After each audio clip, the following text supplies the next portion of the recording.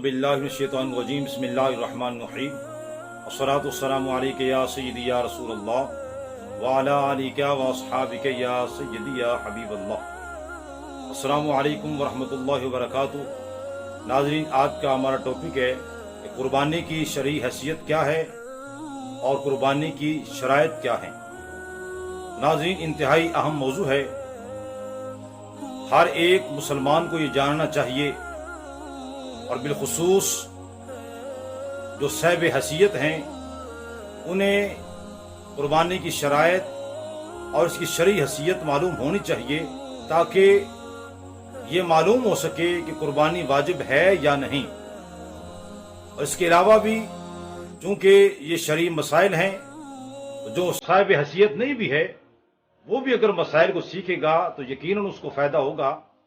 इसका सीखना भी जो है वो अजर सवाब का बायस है।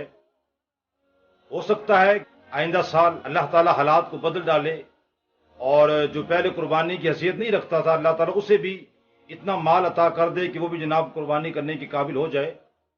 तो जब हमें शराइत के बारे में इल्म होगा, इसकी शरई हैसियत मालूम होगी, तो उस वक़्त ही हम बखूबी जो है इस फर्ज को सर अंजाम दे सकते हैं। आइए हम चलते हुए टॉपिक की तरफ। तो नाज़रीन, सबसे पहले कुर्बानी की शरई हैसियत। ये बात आप हमेशा याद रखें कि कुर्बानी कभी वाजिब होती है तो कभी सुन्नत और नफल। अब वाजिब कब होती है? उस वक़्त कुर्बानी करना वाजिब होता है कि जब कुर्बानी के वाजिब होने की शराइत सब की सब पाई जाएंगी तो फिर कुर्बानी करना वाजिब होगा, वरना नहीं। तो नाज़रीन, अब कुर्बानी की शराइत कितनी हैं, कौन कौन सी हैं और उनकी तफसील क्या है। नाज़रीन, कुर्बानी की शराइत जो हैं वो 4 हैं। कौन कौन सी हैं? नंबर 1 मुसलमान होना, नंबर 2 मुकीम होना, नंबर 3 साहिब हैसियत होना और नंबर 4 बालिग होना। ये जो 4 शराइत हैं इनकी तफसील आपके सामने अर्ज करता हूं।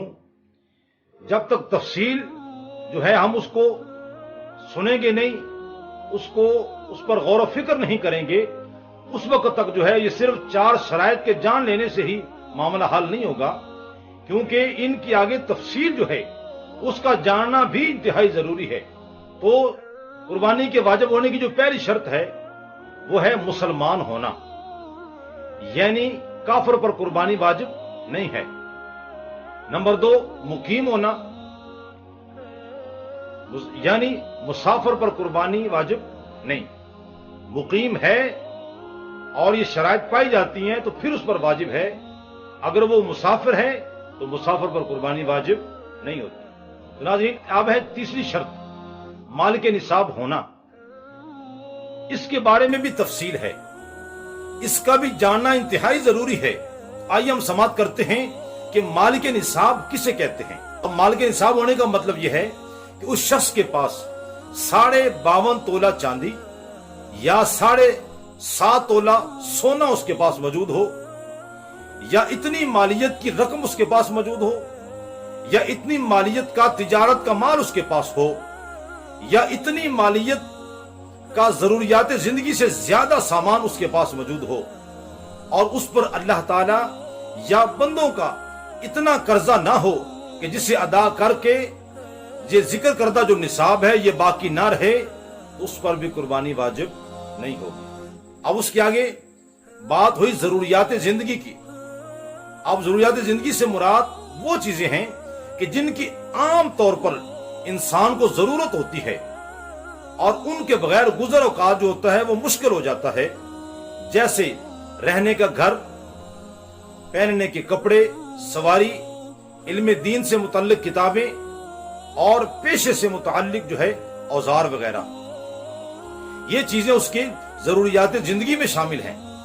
ये चाहे जितनी भी ज्यादा कीमती हो, अब ये चीजें जो हैं वो उस निसाब में अंदर नहीं आएंगी कि जिस पर कुर्बानी जो है वो वाजिब हो रही होती है। और उसके बाद ये कि कौन कौन सी चीजें हैं जिनके बगैर जिंदगी गुजारना मुश्किल हो जाता है। वो मैंने पीछे अर्ज कर दिया कि वो रहने का घर, पहनने के कपड़े, सवारी और इल्म दीन से मुताल्लिक किताबें اور پیشے سے متعلق اوزار جو ہیں۔ اب ناظرین، اگلی بات آپ نے سماعت کرنی ہے توجہ کے ساتھ کہ ان چیزوں کے علاوہ جو بھی چیزیں گھر میں موجود ہوں گی وہ ضروریات زندگی سے زائد کہلائیں گی۔ اگر ان چیزوں کی قیمت جو ہے وہ نصاب تک پہنچ جاتی ہے تو پھر اس پر قربانی واجب ہو جائے گی۔ اب آپ سماعت کریں کہ کون کون سی چیزیں جو ہیں وہ ضروریات زندگی میں داخل نہیں ہیں لیکن ہمارے گھروں میں موجود ہوتی ہیں۔ آئیے سماعت کرتے ہیں، جیسے T V, V C R, tape recorder, dish antenna, ایسا کمپیوٹر جسے فقط تفریح کے لیے استعمال کیا جاتا ہو۔ چنانچہ اگر پڑھائی یا دینی معلومات کے حصول کا مقصود ہو تو یہ بھی دینی کتابوں کے حکم میں آئے گا، چاہے جتنا ہی قیمتی کیوں نہ ہو۔ اور اسی طرح ایسے کپڑے جن کو گرمی سردی میں پہننا ترک کر دیا گیا ہو، یا ڈیکوریشن پیس جو ہے وہ گھر کے اندر موجود ہیں۔ ضرورت سے زیادہ مکان یا خالی پلاٹ وغیرہ جو ہے وہ انسان کی ملکیت میں ہے۔ گھر میں لگی ہوئی تصاویر، ڈائجسٹ اور ناول وغیرہ، آڈیو ویڈیو کیسٹیں جو ہیں بشرطے کہ دینی معلومات کے حصول کی غرض سے نہ لی گئی ہوں۔